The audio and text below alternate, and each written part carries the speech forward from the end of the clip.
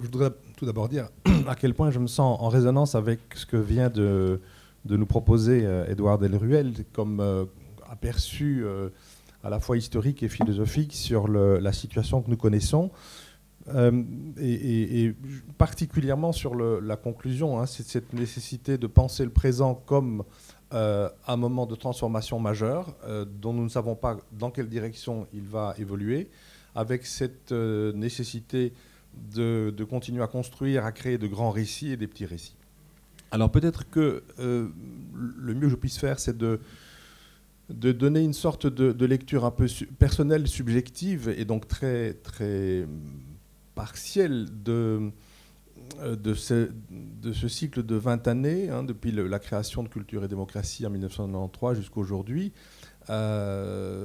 Si Culture et démocratie est née dans cette période-là, c'est notamment parce que nous avions le sentiment, nous, un certain nombre d'artistes et de responsables culturels à l'époque, qu'il n'était plus possible de défendre nos institutions de manière individuelle et les uns contre les autres, qu'il était nécessaire de créer un mouvement de circulation entre individus, entre disciplines, entre les communautés, un moment très très important à l'époque. Je pense que ça a certainement nourri un certain nombre d'entre nous et probablement semé des graines. Et très rapidement, la dimension éducation permanente, qui n'était pas très présente au tout début de Culture et démocratie, s'est développée et a permis là aussi de créer des liens tout à fait féconds. Mais il me semble que ce qui différencie la situation d'il y a 20 ans de la situation actuelle, c'est notamment le sentiment que, en créant Culture et démocratie, nous avions, je pense, le sentiment prioritaire de devoir travailler sur le déficit démocratique dans le champ culturel. Nous étions sans doute à l'époque moins conscients du déficit culturel dans le champ démocratique, même si la notion était là, je dirais potentiellement, mais c'était surtout un désir de repenser autrement l'accès à nos institutions. En tout cas, pour moi, à la Monnaie, c'était un défi majeur. Vous ne pouvez pas continuer à imaginer la Monnaie d'être à ce niveau d'excellence sans être complètement... sans que les modalités d'accessibilité, de participation soient fondamentalement revues, que ce soit sur le terrain de l'école, sur le terrain de la pluralité d'une société. Et donc, je crois que ce sont des éléments que nous avons assez profondément partagés, avec notamment un chantier majeur sur lequel on a avancé, mais avancé plus théoriquement que dans la pratique, qui était le rapport de l'art et de l'école, qui reste aujourd'hui encore, je pense, un chantier absolument fondamental, sur lequel, tant en Belgique qu'en France, on est encore très très très loin de cet enrichissement mutuel que éducation et art et culture pourraient s'apporter mutuellement. Alors, ce qui me frappe aujourd'hui, si je caractérise peut-être ces 20 années, pour moi, la notion clé, c'est la notion de résistance. C'est-à-dire que nous n'avons pas été en mesure, individuellement et collectivement, de construire quelque chose pour le futur. Nous avons dû résister, nous avons tenté de résister à ce que Édouard Delruel vient brillamment d'évoquer, donc je ne vais pas le refaire, mais à ce courant de marchandisation, de néolibéralisme, dont les ravages ont été absolument colossaux et qui est un mécanisme qui est aussi mondial, donc extrêmement difficile de réagir sur le plan local, sur le plan politique à des mouvements aussi forts que ceux-là. Et forcément, quand on est dans une situation de résistance, on est contre le courant. Notre capacité ou notre efficacité forcément relativement limitée. Donc je pense que ce que nous avons pu faire dans cette période-là, c'est à petite échelle, c'est ici et là, c'est dans le travail artistique, dans le travail éducatif, dans des chantiers très spécifiques, dans des dimensions individuelles ou de petits groupes, c'est d'arriver à des étincelles importantes qui peuvent peut-être préfigurer des choses à inventer ou pour reprendre votre terminologie, passer de petits récits à de grands récits, construire des grands récits à partir de plus petits récits. Voilà, ça, il me semble qu'en tout cas, nous étions dans cette situation plutôt défensive, globalement, et c'est la notion de résistance qui me semble évoquer cette dimension-là. Alors, où en sommes-nous aujourd'hui? Il me semble que, en particulier ces derniers mois, on est frappé par un sentiment de délitement accéléré. Vivant une bonne partie en France, pour l'instant, je suis frappé de voir à quel point la France est affectée d'une forme de délitement sur le plan économique, social, politique.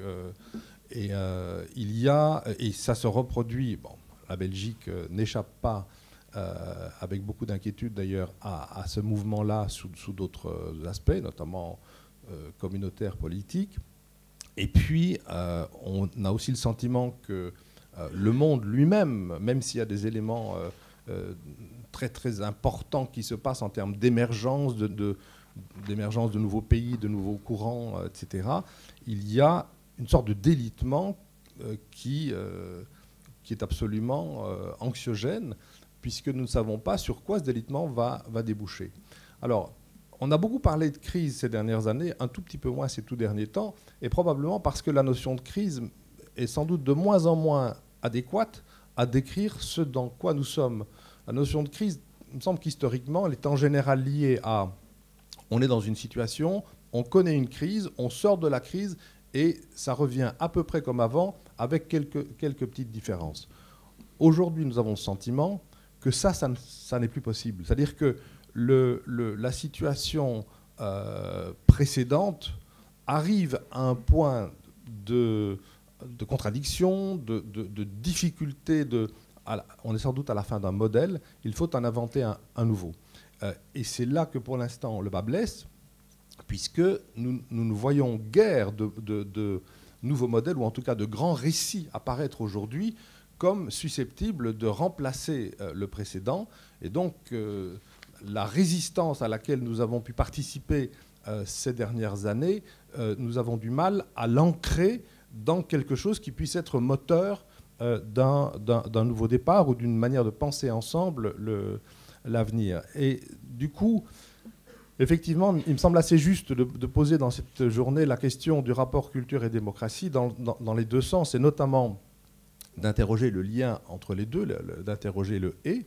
Je pense qu'on n'a jamais pensé qu'il y avait une adéquation entre ces deux termes, mais probablement est-il d'autant plus important aujourd'hui de réfléchir à la manière dont la culture peut participer, doit participer à une nouvelle manière de penser la démocratie et de l'irriguer, de la fertiliser, de la rénover. Il me semble aussi qu'il y a 20 ans, la notion même de démocratie ne posait guère question. Elle était une valeur très largement partagée. Elle ne l'est plus. Elle ne l'est plus. Et la vitesse à laquelle on est passé de cette société dans laquelle... si vous voulez, il y a 20 ans, en posant le rapport culture et démocratie, ce que nous tentions de sauver, c'était la culture. Mais la démocratie était une évidence.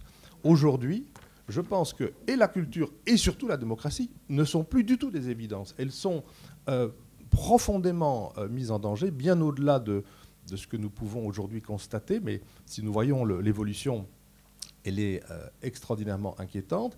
Et sans doute n'arriverons-nous pas, et ça c'est, il me semble, un discours à partager très largement, quels que soient les horizons professionnels qui sont les nôtres, et en particulier avec le monde politique, partager le fait qu'on ne pourra pas penser le devenir de la démocratie et le devenir de nos sociétés sans y intégrer profondément la culture. Alors je vais prendre 3 exemples et je termine.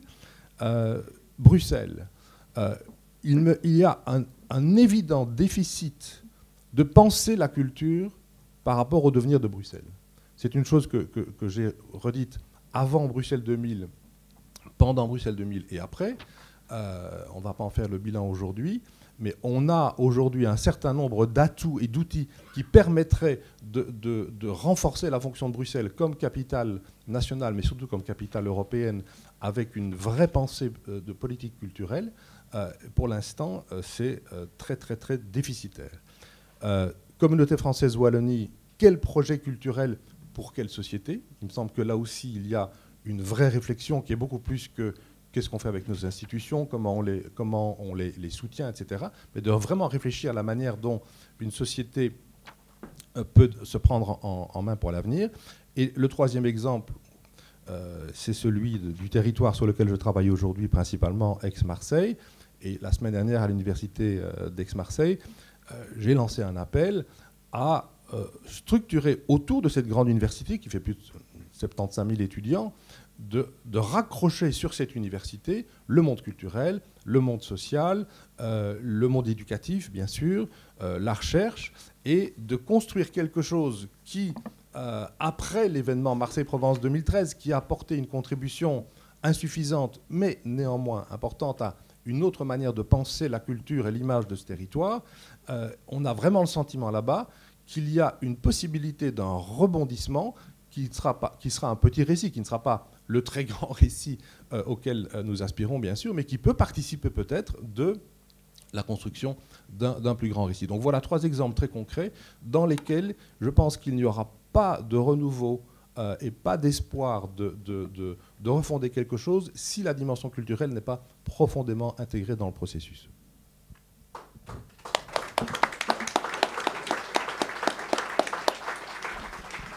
Merci Bernard Foccroulle. Voilà, vous nous avez indiqué vraiment des pistes de réflexion, même d'action, je dirais, dont on va certainement reparler plus tard. Mais je voudrais immédiatement donner la parole à Pierre Emtine. Alors, Pierre Emtine, j'avais un beau petit papier avec tout un parcours auquel j'ai plus accès parce que j'ai pas Internet et que donc j'ai pas accès à ma Dropbox. Mais ce que je peux dire, c'est que j'ai lu quelque part que vous étiez tombé dans la marmite de la médiathèque à l'âge de 13 ans. Je ne sais pas si c'est vrai, vous pouvez infirmer si ce n'est pas vrai. Mais donc vous êtes actif depuis très très très longtemps à la médiathèque et actuellement vous êtes médiateur culturel, directeur de la médiation culturelle à Point Culture, hein, c'est le nouveau nom de la médiathèque. Je sais pour vous avoir vu il y a quelques semaines que vous êtes actuellement engagé dans un projet de genre, j'ai oublié le titre exact, Toujours bienvenue. Voilà, et je vous cède la parole, je suppose que vous allez parler à partir de ce terrain-là. Un peu à partir de ce terrain-là, mais tout a déjà été dit quasiment. C'était très dense et complexe. Je repartirai peut-être de la crise de la dette. Et à partir de là, j'aimerais bien passer sur quelques notions. Naturalisation des idéologies, biologisation du culturel, c'est difficile à dire. Sortir du dualisme et des logiques binaires qui soutiennent le capitalisme. Évoquer quand même le numérique et le capitalisme cognitif. Et tout ça en faisant apparaître que la culture n'est pas une panacée, mais bien un pharmacon, c'est-à-dire autant un poison qu'un remède. Alors sur la crise de la dette, alors c'est vrai que c'est de là que découle toute une polémique et des difficultés dans lesquelles on est heurté ici et qui est financer la culture, de l'argent pour la culture. Mais effectivement, le problème, ce n'est pas de l'argent pour la culture. Le problème, c'est que depuis 4 décennies, on déconstruit l'État-providence, on déconstruit les services publics, on déconstruit tout ce qui était comme bien commun, qui construisait les cerveaux, les sensibilités, les individus. Il y a une initiative belge, une association, qui a lancé une sorte d'audit citoyen de la dette. Je pense que ça, c'est le genre d'action que j'ai découvert il n'y a pas longtemps, mais que peut-être tout le secteur culturel, socio-culturel devrait soutenir en se rendant visible, en se rendant actif sur ce genre de démarche. Un livre utile, même s'il peut être discutable quand il évoque des choses comme la parité homme-femme ou les cultures populaires, mais très utile sur l'analyse, décortiquer la situation de la dette. C'est un sociologue de l'économie, Wolfgang Streeck. On vient de traduire « Gagner du temps, la crise sans cesse ajournée du capitalisme démocratique ». Il décortique bien le passage de ce qu'il appelle le capitalisme démocratique, qui a encore un équilibre entre État et capitalisme après la Seconde Guerre, et comment on passe de ça au capitalisme de financiarisation, de spéculation, d'actionnariat, etc. Mais ce veut surtout dire, c'est que sur le terrain, ce dont on doit prendre conscience, c'est qu'il n'y a pas nous et le capital, il n'y a pas la culture et le capitalisme. C'est beaucoup plus imbriqué, Et ce qui doit être utile sur le terrain dans la manière de questionner les évidences, c'est peut-être de se rendre compte que le capitalisme est absolument englobant. Alors moi j'ai aussi mes petits chouchous pour le moment au niveau de mes lectures. Donc je ferai une citation de David Lapoujade qui commente Gilles Deleuze. Le capital couvre l'ensemble du champ social civilisé. On ne produit plus qu'à l'intérieur des limites de l'axiomatique capitaliste, quand bien même ces limites ne cessent de se déplacer et le capitalisme de s'étendre, de poursuivre son expansion jusqu'à former le plus vaste des œcumènes. L'axiomatique est le moyen de lier la production désirante au processus d'accroissement du capital, de la courber sous ce nouveau joug sans plus avoir besoin de fondement. Et il ne se prive pas pour dire à plusieurs reprises ce dont je crois aussi, que de toutes parts, l'État est dépassé. Alors il y a une des premières difficultés que l'on mesure sur le terrain, c'est que le discours type culte de la culture, il ne passe plus et il n'aide plus. Il ne sert plus à faire avancer le schmilblick dans les confrontations, dans les réflexions, etc. Alors quand on parle de crise de la dette, de capitalisme, c'est 4 décennies d'intoxication qui font que l'axiomatique du capitalisme, il est complètement naturalisé dans le corps social. Il est passé dans... je pense que si on interroge l'opinion publique, mais payer ses dettes, c'est normal. Ben, c'est pas si normal que ça finalement. Pour Wolfgang Streeck, c'est quelque chose qui est inconcevable qu'on paye ses dettes. Elles ont été contractées en contournant tout le processus démocratique des États. Donc nous ne sommes pas engagés pour payer ces dettes-là. Mais si on interroge les gens dans la rue, la culture, c'est pas que nous, c'est pas que seulement nous et les arts que nous aimons, c'est la culture, c'est le peuple, c'est tout le monde. Ben, payer ses dettes, l'austérité, voilà, c'est quelque chose qui est quand même relativement bien intégré. Donc il y a une naturalisation des idéologies et qui ne fonctionne pas sans la culture, sans une biologisation du culturel via ce qu'on appelle le fonctionnement de l'épigénèse. Et ce n'est pas irréversible, mais c'est très compliqué à combattre. Et donc accumuler des savoirs, des connaissances sur ces fonctionnements-là de naturalisation de certaines idéologies, c'est, je pense, indispensable au niveau du terrain, sur le culturel, pour retrouver des armes beaucoup plus pertinentes pour avancer vers ce qui nous intéresse, c'est-à-dire que la culture serve à soigner la société et non plus à contribuer aussi à ce cercle vicieux du capitalisme qui détruit. Au passage, pour illustrer ça, un autre type de naturalisation très récent, c'est quand on déclare que la culture n'est pas faite pour le prime time à la télévision. Ben, c'est évident, les taux d'audience pour la culture en soirée sont objectivement mauvais. Donc le reporting l'atteste, donc c'est vrai. Mais c'est quelque chose qui est construit depuis des décennies. Et donc ce n'est pas irréversible, mais c'est effectivement très lourd à changer. Au niveau de questionner les évidences sur le secteur culturel, toujours dans la ligne de cette naturalisation, je pense qu'on a intégré le capitalisme et qu'on a aussi contribué à faire en sorte que le secteur culturel, la culture, les imaginaires soient bien colonisés par le capitalisme. Je vais citer 2-3 choses.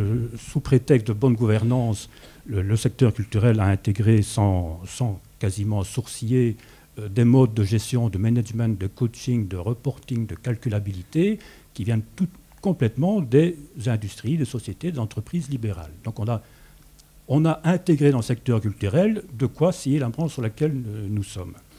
La calculabilité, c'est quelque chose qui va contre la culture. C'est ce qu'on dit tout à l'heure, c'est ce qui remplace l'immatériel en quelque chose qui rentre dans les bilans comptables. La bonne gestion, la bonne gouvernance, c'est faire en sorte que tout rentre dans des bilans comptables.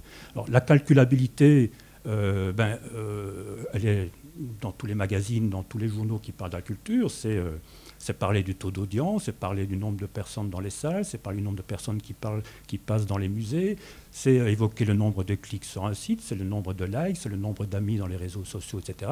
La calculabilité, elle est un peu partout et on se prête à ça, on joue avec ça. Et je pense que voilà, ça fait partie des choses dans lesquelles on naturalise des idéologies et le secteur culturel contribue aussi de cette manière à promouvoir des logiques capitalistes.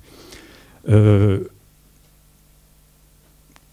pense qu'on ne peut pas ne pas ouvrir, si on veut réfléchir sur le plus long terme au niveau de nos moyens d'action, nos pistes de travail, ouvrir le chantier des nouvelles technologies, qui est quand même la manière dont le capitalisme cognitif se développe. Alors c'est quelque chose d'excessivement complexe. Ici, je vais faire que ouvrir le chapeau, la matière, la thématique. Mais ça rejoint tout ce qui a été dit en introduction sur comment le numérique atteint la manière de se constituer de façon identité, comment il touche aux techniques de soi via les pratiques culturelles quotidiennes, etc. Et d'abord, le numérique, c'est plus une technologie, c'est un milieu associé qui touche à toutes les dimensions de la vie, politique, privée, économique, collective, professionnelle. C'est un milieu associé qui fait échapper les pratiques culturelles à l'organisation par des droits et par l'État, par l'intérêt public et l'intérêt commun, puisque ce milieu associé numérique, il est quand même dirigé par ce qu'on appelle les GAFA, Google, Apple, Facebook et Amazon. Il y a un rapport récent d'un conseil en innovation qui s'appelle Faber-Novel, qui est très explicite sur la question, qui déclare « Les GAFA ne pensent ni en termes de géographie ni de culture. Chaque être humain connecté est pour eux un client potentiel. » Juste pour évoquer cette énorme question, une citation, vaut mieux parfois qu'un long discours. Elle est de Bernard Stiegler dans Pharmacologie du Front National. Le sentiment général est que malgré les possibilités inouïes d'enrichissement de la vie linguistique qu'apporte Google, d'une part, la position hégémonique acquise sur les idiomes du monde entier par cette entreprise planétaire soumise à l'impératif de rémunérer ses actionnaires constitue en soi un immense danger. D'autre part, la réalité qui s'impose chaque jour davantage est que la vie symbolique et intellectuelle se dégrade beaucoup plus vite et plus massivement que ne se développent les pratiques expressives et les formes d'attention nouvelles. Le potentiel ouvert à cet égard par les technologies intellectuelles numériques étant effacé par l'argumentation extrême du pouvoir de contrôle sur la transindividuation et par ses effets destructifs sur l'attention profonde. Sur le terrain, en action culturelle, en médiation culturelle, on est sans cesse confronté à des publics qui baignent dans ce milieu associé et qui ont beaucoup de contacts avec les GAFA. Terminer par, au niveau réaction, terminer par ce que j'entends par la culture n'est pas panacée mais pharmacone. Et je vais prendre un exemple pour expliciter cela de manière plus concrète.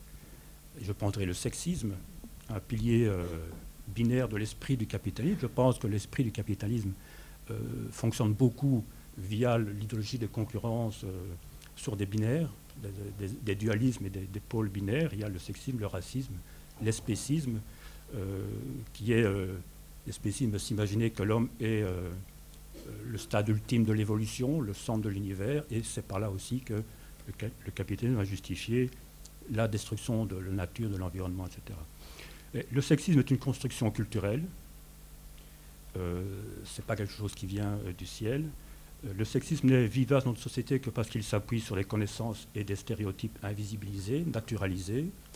Cette naturalisation de stéréotypes qui soutiennent le sexisme ne s'effectue pas sans en passer par le travail de l'épigénèse. L'épigénèse ne fonctionne pas sans culture, c'est-à-dire sans impact sur le sensible, la plasticité cérébrale, via des œuvres, des images, des textes, de la musique, des techniques, des outils, peut-être même des chefs-d'œuvre de la culture qu'on considère comme indispensables, peut-être même des chefs-d'œuvre que nous aimons, avec lesquels nous aimons avoir une relation, un commerce avec lequel nous nous construisons. Donc ça, c'est le côté poison de la culture, qui a, quand on parle de la culture va sauver l'humanité, mais on peut dire jusqu'à présent, on pourrait peut-être dire aussi que jusqu'à présent, elle a plutôt conduit vers le contraire du sauvetage. La dimension soignante, c'est effectivement la culture peut remédier à cela, puisqu'elle peut aussi déconstruire ce qu'a construit l'épigénèse par d'autres dynamiques, d'autres moyens, etc. Et donc, elle peut combattre cette invisibilité des stéréotypes. C'est, selon moi, en tant que, ça c'est mon pôle professionnel, la tâche de ce que je considère une médiation culturelle. Alors, le sexisme toujours présent dans nos sociétés conduit à cette question. Comment le droit à la culture pourrait-il être effectif et démocratique si la moitié de la population étant des femmes, ou plus de la moitié? Plus ou moins. Les structures qui déterminent la politique culturelle sont monopolisées par des hommes. Car il y a quand même bien, quand on regarde les chiffres, l'organisation, une mainmise de l'androcentrisme sur la direction des grands théâtres, des grands musées, des grands orchestres, des grands festivals, etc. Alors, si on veut vraiment que le « et » soit une liaison entre culture et démocratie, est-ce qu'il ne faut pas aussi avancer vers des actions politiques qui peuvent aussi contribuer à construire un récit collectif, grand, ça c'est autre chose. Ne faut-il pas leur avancer tout le secteur culturel uni et rassemblé pour montrer l'exemple d'une liaison effective entre culture et démocratie, en proposant de démissionner autant d'hommes que nécessaire pour établir un 50-50 dans les postes décisionnels du secteur culturel. Manière d'interroger les évidences dans la manière dont la culture, le secteur structurel se fonctionne. Alors, n'est-ce pas en s'engageant dans des revendications politiques de ce genre, en les incluant dans une écologie de l'attention, qui refuse que le temps de cerveau disponible soit accaparé par les flux du tout calculable, que l'on rendra un peu les droits culturels moins abstraits sur le terrain. Je fais référence à un article dans le journal Démocratie où on a confronté les droits culturels à une pratique de terrain. Voilà, tout ça pour sortir des logiques binaires sur lesquelles il y a beaucoup de choses à dire. Je clôturerai par une situation de la Poujade. Je suis en train de lire, donc comme le matin je lis dans le train, c'est là que j'ai puisé. Comment l'État pourrait-il conserver sa puissance fondatrice alors qu'il doit sans cesse s'ajuster à la logique du marché mondial? Autant dire que si on doit bien fonctionner avec des pouvoirs subsidiants, on devra aussi trouver des solutions ailleurs et à côté. Mais ce n'est pas pessimiste. Voilà.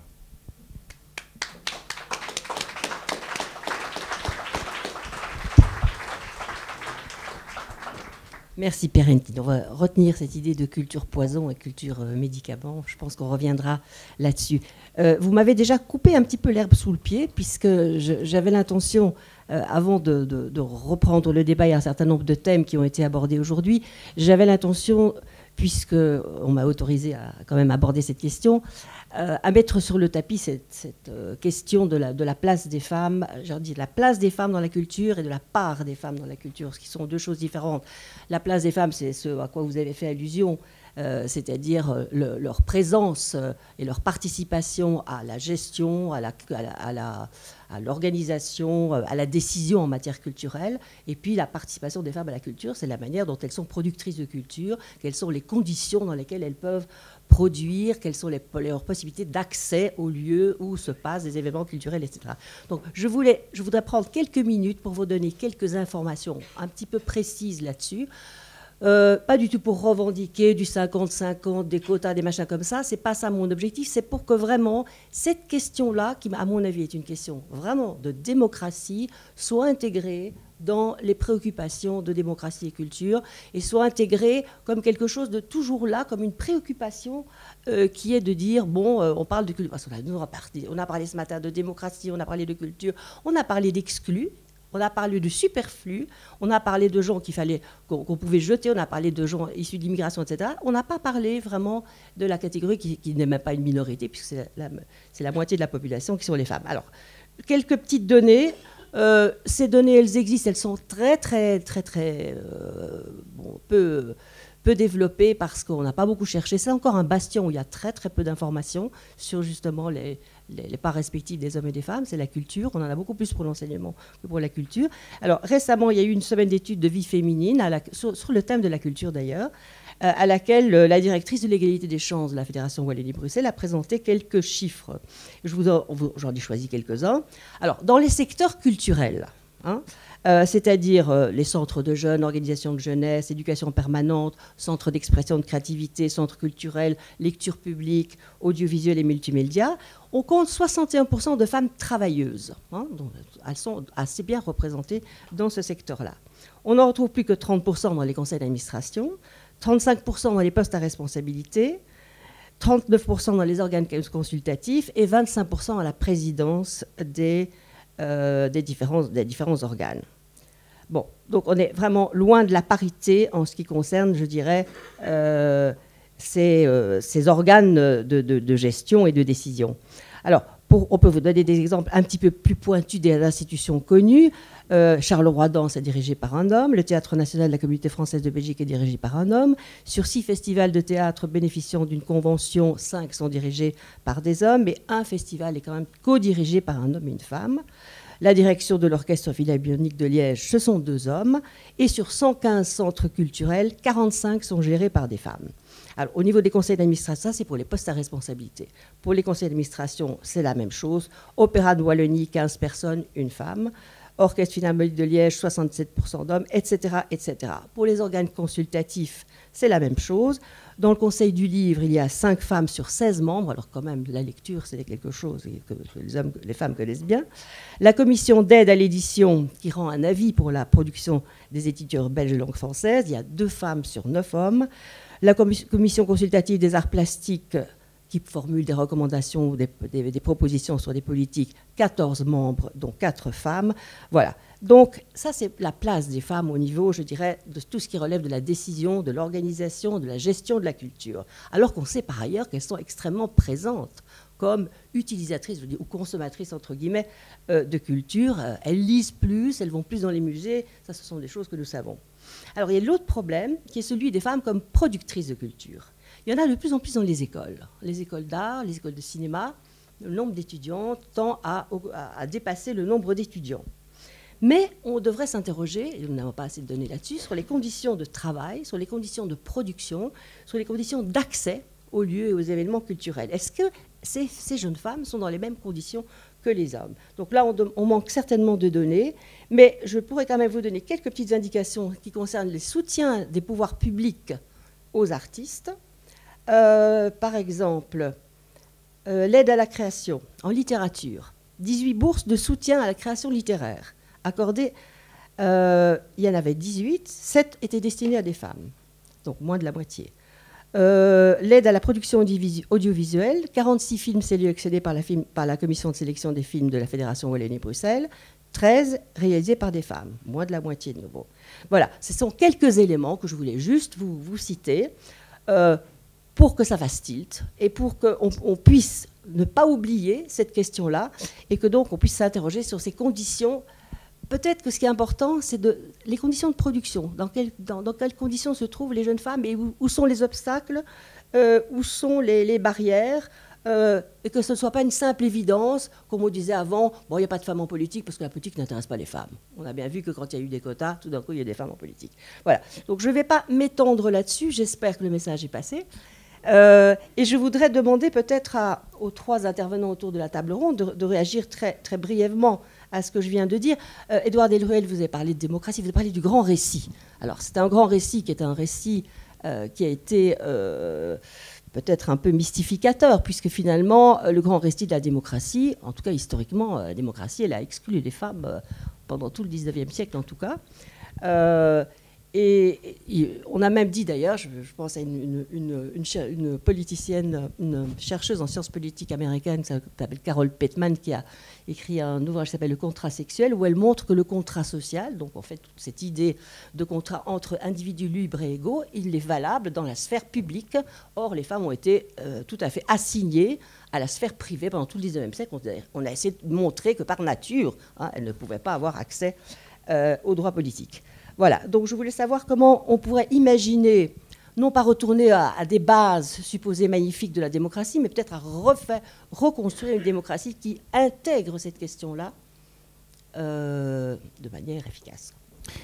Oui, tout à fait. Je suis évidemment tout à fait d'accord. Et je ne voudrais pas du tout qu'on interprète mon propos tout à l'heure en excluant comme ça en invisibilisant la question des inégalités femmes-hommes et la question du sexisme. Je pense qu'entre la question des inégalités socio-économiques, du racisme et du sexisme, je pense qu'il y a des liens extrêmement étroits. Moi, ce que je dis toujours, c'est de ne pas isoler les problèmes. Par exemple, j'ai toujours été contre le fait que le Centre pour l'égalité des chances est une institution distincte de l'institution pour l'égalité des femmes et des hommes, alors qu'il y a beaucoup de croisements entre les deux problématiques. Ne songeons qu'aux problèmes interculturels liés à l'égalité femmes-hommes, le foulard, tout. Bon, on est évidemment dans le croisement des deux, quelles que soient les positions que l'on peut avoir sur la question. Et la deuxième chose que je dis toujours, c'est de ne jamais couper la question des discriminations, qui est un angle, de la question des inégalités structurelle et globale, de l'organisation globale de la société. Donc de ne pas isoler, parce que ça, je pense que c'est idéologiquement très signifiant, d'isoler la question des discriminations, donc des politiques antidiscrimination, des politiques généralistes, je vais dire, des questions générales. Alors, je voudrais quand même dire, vous avez évidemment tout à fait raison de dire, voilà, le grand récit démocratique, républicain, Rousseau, Et la façon dont la démocratie, que ce soit d'ailleurs dans le grand récit républicain à la Rousseau ou dans le grand récit libéral à la Tocqueville ou anglo-saxon, il y a eu évidemment une relégation complète des femmes.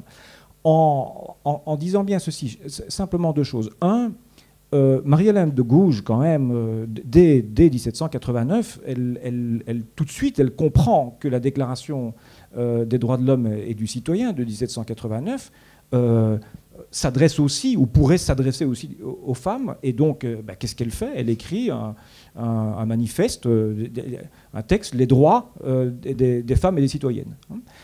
Donc, les droits de l'homme, 1789, cette déclaration a quand même ouvert le problème. Le problème a été ouvert. Il a été parfaitement perçu par certains acteurs et par certaines actrices de l'époque. Le divorce est acquis. On pourrait dire aussi que d'autres, Toussaint Louverture s'est saisi de la Déclaration des droits de l'homme sur la question de la colonisation, sur la question de l'esclavage. Évidemment, tout le monde connaît l'abbé Grégoire avec l'émancipation des Juifs, etc., etc. Et ce que l'on a vu, c'est tout de suite, évidemment, les pouvoirs refermer la question. Tout de suite, mettre le couvercle sur le problème. Le Code civil, le Code Napoléon, c'est ça. C'est une façon, effectivement, de refermer la question. Mais la question n'a pas été fermée. La question, elle a quand même été ouverte, avec sans doute un siècle de retard, avec des relations extrêmement compliquées entre le mouvement ouvrier et le mouvement féministe, par exemple, pour prendre celui-là. Et moi, ce que je crois, donc ça c'est historiquement pour dire que vous avez raison, et qu'en même temps, on pourrait montrer que dès le 18e et autour du 18e, 19e siècle, la question était déjà posée, elle était là. Alors la deuxième chose, c'est évidemment, là je vais encore prendre des petits instruments de mon cher Étienne Balibar, et ce qu'il dit la chose suivante, c'est que bon, la différence homme-femme, c'est ce qu'on appelle une différence anthropologique. On ne peut pas imaginer l'humanité sans la différence homme-femme, sans la différence anthropologique. Comme on ne peut pas penser l'humanité en dehors du lien entre parents-enfants. C'est-à-dire tout être humain est soit parent, soit enfant. On ne peut sans doute pas penser l'humanité sans une relation comme le maître et l'élève, celui qui apprend d'une manière ou d'une autre. Est-ce qu'on peut même imaginer l'humanité en dehors, dans la sphère du travail, de la distinction entre un travail manuel et un travail intellectuel? Tout ça, ce sont des questions. Et que fait la démocratie? La démocratie, c'est de dire que toutes ces différences anthropologiques sont irréductibles, et en même temps qu'elles sont inassignables, c'est-à-dire qu'elles ne sont pas naturalisables, qu'elles sont sans arrêt à rejouer. Donc qu'à la fois ces différences existent et qu'en même temps elles sont totalement indéterminées, que nous ne savons absolument pas les figer. C'est ça la démocratie, me semble-t-il. Voilà. Et effectivement, donc il faut, et là c'est un travail en conjoncture en plus, de se dire dans la situation dans laquelle nous nous trouvons, et Bruxelles c'est pas la même chose qu'un peu plus loin, et voilà, et en Syrie c'est différent de l'Europe, etc., etc. Et donc de reposer cette question. Voilà, simplement deux petites choses. Le plafond de verre, je pourrais vous donner les chiffres à l'université, on les connaît à l'université de Liège. C'est pareil, les assistantes, au niveau des assistantes, les femmes sont très largement majoritaires. Au niveau de la thèse doctorat, vous avez un premier étranglement. Et alors si on est au niveau des professeurs et des professeurs ordinaires, voilà, il y a François Sulkens, mais 11%. Voilà, effectivement, on est aux alentours de 10-11%. Et alors, par contre, jeudi, à l'Orchestre Philharmonique de Liège, nous avons fait un concert de récolte de fonds de la fondation Ihsan Jarfi, du nom de cet homosexuel qui s'est fait massacrer. Il n'y a pas d'autres termes. Je suis un des fondateur, membre du conseil d'administration de cette fondation. L'Orchestre Philharmonique a fait un superbe concert. La chef d'orchestre était une femme. Mais ce sont effectivement des exceptions qui confirment la règle. Je suis bien d'accord. J'avais aussi des choses à dire sur le mot crise et sur le mot dette, mais je laisse pour après. Oui. Peut-être, Bernard Foucault, peut-être vous pourriez réagir. Le monde de la musique, c'est vraiment aussi un bastion assez masculin, en tout cas, je dirais, dans les plus hautes sphères. C'est-à-dire qu'il y a pas mal d'interprètes, il y a pas mal de chanteuses, par exemple, mais au niveau de la composition et au niveau des chefs d'orchestre, là, c'est plus difficile. Est-ce que vous avez une idée de ce qui se passe ou des blocages éventuels et de ce qu'on pourrait faire? Écoutez, je suis à la fois tout à fait d'accord avec ce que vous avez dit, et en même temps, je trouve que vous en donnez une idée trop statique. D'où venons-nous et où allons-nous?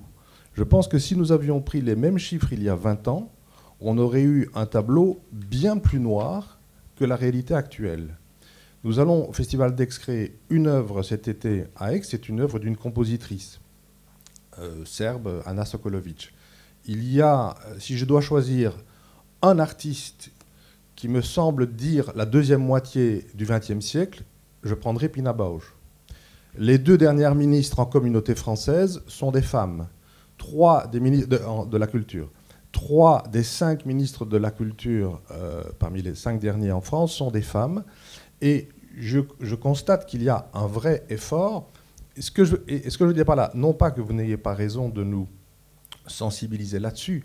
Ce que je voudrais peut-être faire comme réflexion par rapport au thème plus général, c'est qu'on voit bien que ça, c'est le genre me semble-t-il, d'objectif sur lequel on peut progresser et sur lequel, me semble-t-il, il y a une évolution. Elle n'est peut-être pas suffisamment radicale, pas suffisamment rapide, ça, effectivement, parlons-en. Mais l'évolution, elle va dans ce sens-là. Si je dois dire, à mes yeux, la meilleure maison d'opéra aujourd'hui en France, c'est Lille, elle est dirigée par une femme.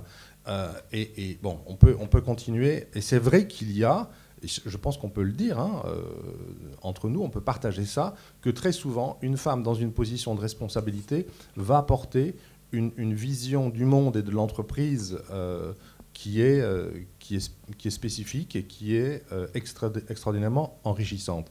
Il me semble qu'aujourd'hui, en Europe, en tout cas en Europe occidentale, il y a une évolution positive par rapport à ça. Et du coup, si vous me permettez, je voudrais faire peut-être un tout petit lien entre l'intervention de Pierre Amptine tout à l'heure et cette question-là.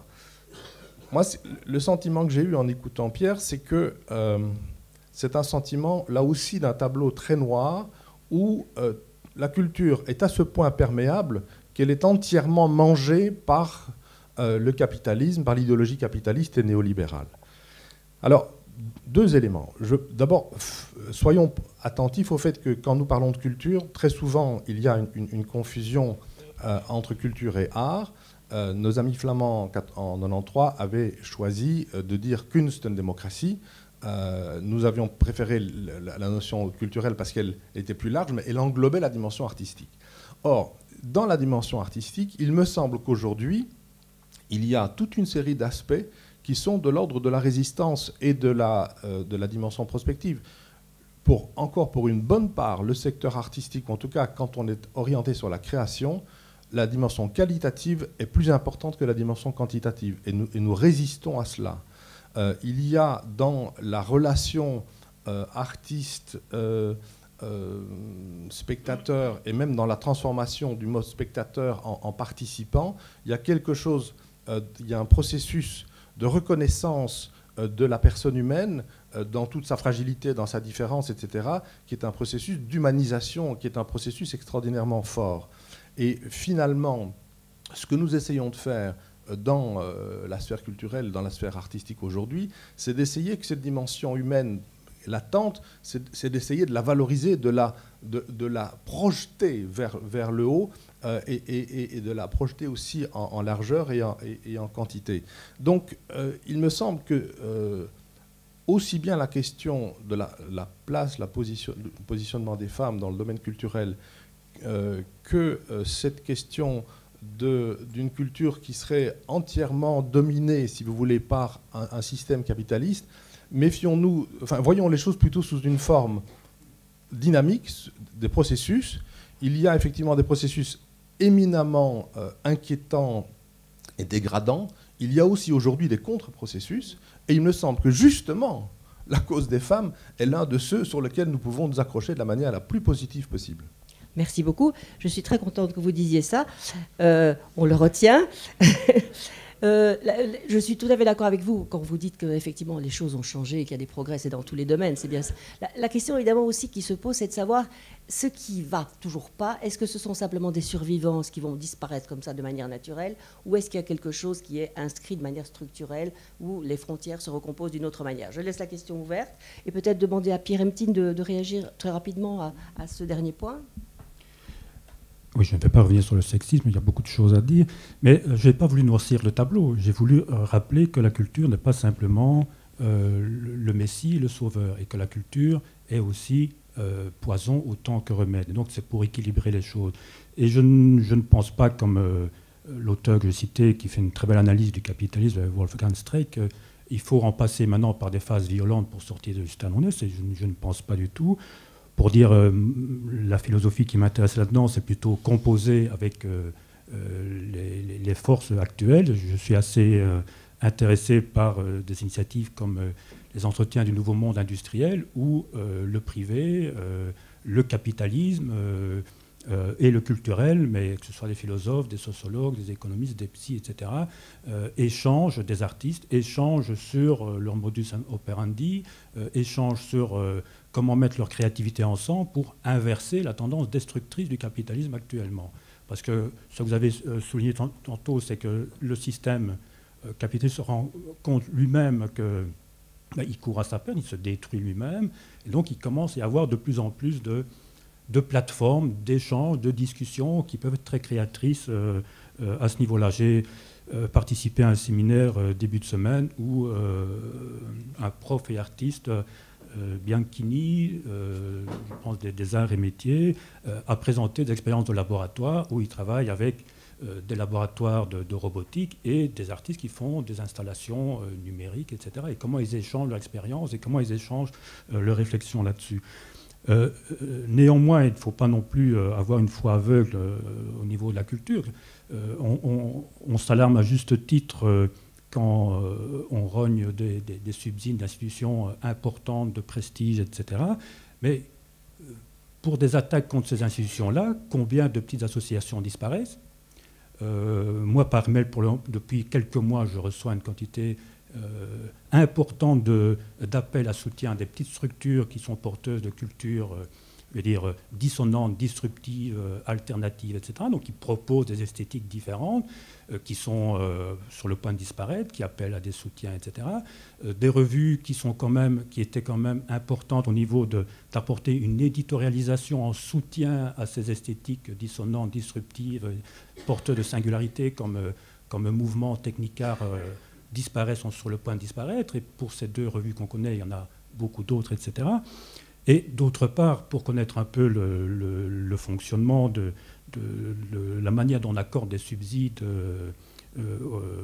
pour la création, autant je considère qu'une politique publique devrait être radicalement en soutien à tout ce qui est expérience esthétique dissonante, et donc des créations artistiques qui vont dans ce sens-là, autant je peux considérer, d'après l'expérience que j'ai, d'après ce que je peux voir, que dans l'examen des dossiers, je ne dirais pas que l'artistique passe au second rang, mais ce n'est plus forcément l'aspect prédominant. On va observer s'il y a un plan de communication nécessaire qui promet des retombées assez rapides. On va examiner s'il y a un bon management, on va regarder s'il y a un bon agent de presse, etc., s'il y a déjà des contrats pour jouer dans les salles.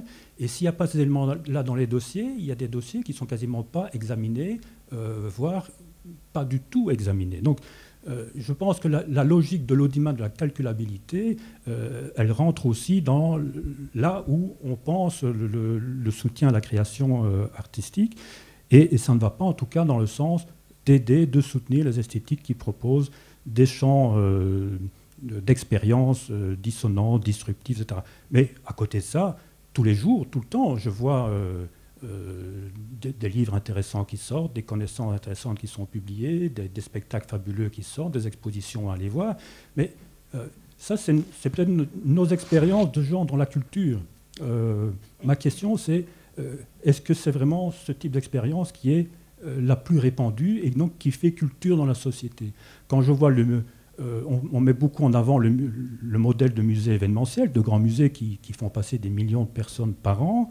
Je me demande, mais où est la relation à l'œuvre là-dedans? Les millions qui passent au Louvre, ok, on peut toujours dire, mais ils passent au Louvre, ils voient des choses, mais quelle est l'écologie de l'attention? Est-ce qu'on développe l'attention aux œuvres là-dedans? Ou bien est-ce que ce sont des moteurs à la marchandisation de la culture? Voilà. Là aussi, je pense qu'on n'est pas sur un truc univoque, mais il y a autant de poison que de remèdes dans la chose.